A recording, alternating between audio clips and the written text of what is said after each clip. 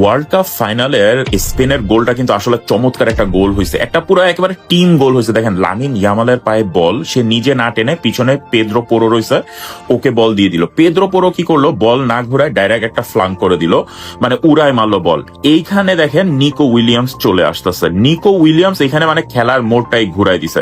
মার্টিনেজের এখানে একটা বড় চান্স ছিল, সে কিন্তু নিজে চেষ্টা করলে বলটা ধরতে পারতো অথবা হাত দিয়ে বাইরে পাঠায় দিতে পারতো, কিন্তু নিকো উইলিয়ামস তার কাছে তিনটা মোগলিশ ক্যাট, মানে তিনটা চান্স, হয় সে নিজে হেড করে গোল করবে, না হলে তার পাশে যে প্লেয়ারটা রয়েছে সেখানে আবার তিনজন ডিফেন্ডার রয়েছে, মানে বলটা একেবারে গোলের সামনে দিলে ওই প্লেয়ারটা হয়তো বা গোল দিতে পারতো, কিন্তু সে পিছনে যে ফারান তোরেস আসতেছে এটাও সে দেখে ফেলছে এবং সে আস্তে করে বলটা ফারান তোরেসকে দিল। তোরেস গোলটা করলো, অভাবনীয় একটা গোল হয়েছে, অসম্ভব সুন্দর।